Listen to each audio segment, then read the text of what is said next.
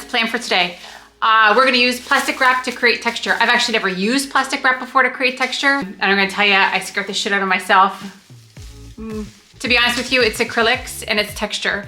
And so at the end of the day, it's gonna get a whole lot of ugly before it gets a whole lot of pretty. At least I hope it's pretty. I hope you like it. My dog actually thinks that this is a treat. Anytime he hears plastic, that's a treat bag. In fact, you can hear him here on the floor. Anyway, my name is Tiffany Remijn. Welcome to my channel. Meet me down on the plastic. No, meet me down on the canvas and we'll play with some plastic. Yeah. Okay, so first thing I'm gonna do is I'm going to prime the wood round. This is just some gesso mixed with some black to make it like a gray color. I'm hoping that the modeling paste will show up a little bit better against the gray, and then we'll let it dry. So the plan that I have today is I want to divide the round into like, again, the golden rule of thirds, and I want to put like a block of color on one side and something different on the other side and have a band in the middle. So I'm going to use some extra fine or just fine modeling paste. I'm just going to put it on here with a palette knife. See, it does show up against the gray. So much better. At least I can see where I'm going and what I'm doing. Yeah, sometimes I get a little bit lost on the canvas. So once I get this applied, I'm gonna let her dry and then we'll take it from there and figure out what to do next.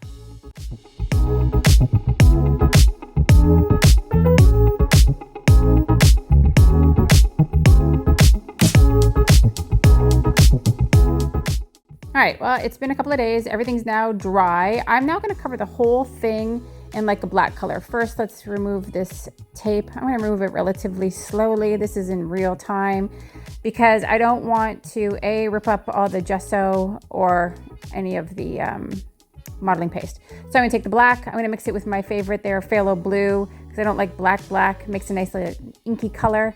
I'm gonna use my favorite tool, my catalyst wedge, and I'm gonna spread that over top of all the texture. And then once we get this on there, I'm gonna let her dry. And then I guess we can start having a little bit of fun.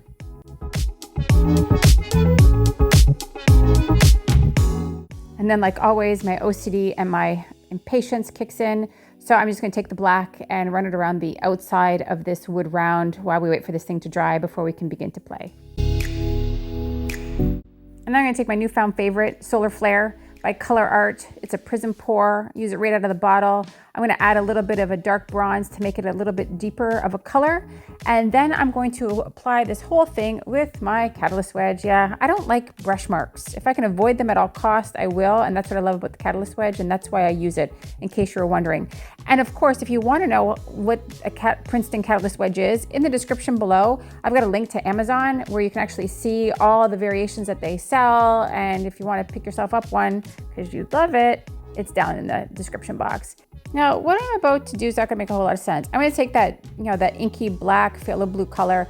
I'm gonna put it over top of all of the Solar Flare. And you're gonna be like, Tiffany, what are you doing? Sometimes I don't know either. I just know that when I do texture pieces, by layering those multiple colors, they show through and it creates a whole depth that you wouldn't get if you didn't do it this way. Who wants just one solid gold thing? Oh, maybe you do, but I don't. So I'm gonna go over this with Solar Flare without the dark bronze mixed into it and just keep adding layer upon layer upon layer until I get a color that I'm sort of happy with. And I'm just gonna attempt to balance this thing on these stands. Yeah, I'm not the most coordinated. Hand coordination is not exactly my strong suit sometimes, especially when it's kind of wet on the surface and I'm trying not to like put my sleeve in it. So now I'm gonna take some yellow ochre and I'm gonna put that over top of all these colors. Yeah, I know none of this is gonna make a whole lot of sense. And if I'm totally honest and transparent, they don't always make a whole lot of sense to me either. It adds extra depth. I can't really explain it. You gotta just try it. And then once I get this color down, then I'm gonna go over top of it with probably some more black and then some more layers of the Solar Flare mixed with the bronze or just the Solar Flare by itself. Again, just to create multiple layers of depth and dimension.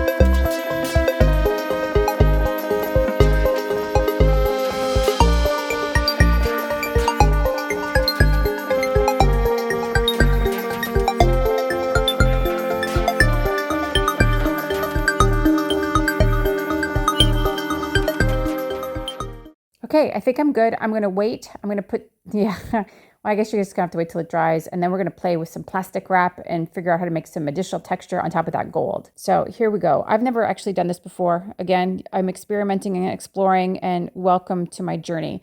So I'm gonna take some, cling wrap, plastic wrap, saran wrap. I'm going to put it over top of this gold. First though, I'm gonna put down some of this ink black color. It's pretty runny. It doesn't leave a mound on a mound. And I'm just going to apply it with a paintbrush. I don't really know how to do this. I've seen other tutorials on this, and I'm getting kind of scared because I really don't know. Like, I've watched people and they put the plastic wrap down on the surface. Yeah, some of them get to do it in one sheet. That's not going to be my thing. No, I can't even get it off my hands. And then you just kind of scrunch it. That's what I've seen. So you scrunch it, and then you'll see like the wrinkles that it's going to create. The paint will kind of move underneath. And I'm going to cover this whole thing, and then I'm going to let it dry probably for a couple of days, I think it's going to take. And then we're going to peel it off and see what kind of texture we've got. And then we'll, I don't know, keep going from there. I'm very nervous, I'll be honest with you. Like, I think I just might have ruined this whole thing, but we'll give it a shot and see what happens.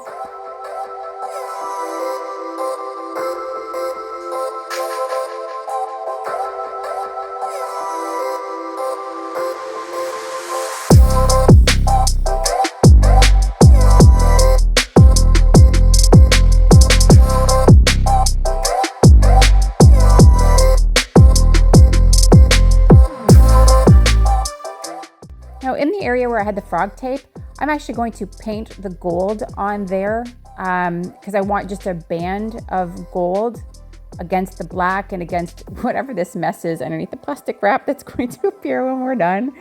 That's at least the plan in my head, but we'll see what happens. And because of my impatience, I'm just going to freestyle here with no, tape. I don't know what I was thinking here. Well, I'll tell you, I wasn't thinking. Okay, and here we are, moment of truth. I need to peel this off. I don't know kind of what happens. It seems weird to me that this wet paint just kind of peels off, but yeah, I don't know, but there you go. That's what it did, and I'm horrified. I'm actually like literally freaking out at this point. I don't even know what to do. Like, it creates some cool icicle looking things. That's kind of neat, but that's not the look. There's way too much black on here. And yeah, and then there's of course these hard little crystalline things around the edges. I'm just gonna break off with my finger. Yeah, it seems like a good idea because who knows? And then I'm going to stare at this thing for a couple of days because I'm mortified and I honestly don't know what to do next. Look at it. Yeah, okay. All right, so I've given this a bit of think and I'm like, this is kind of cool. I like the roughness of this, but again, like I said, it's way too black. Yeah, I don't know how to bring it back. So here's my plan. I'm going to take the solar flare stuff again. How many times am I going to say solar flare? And a little bit of the dark bronze.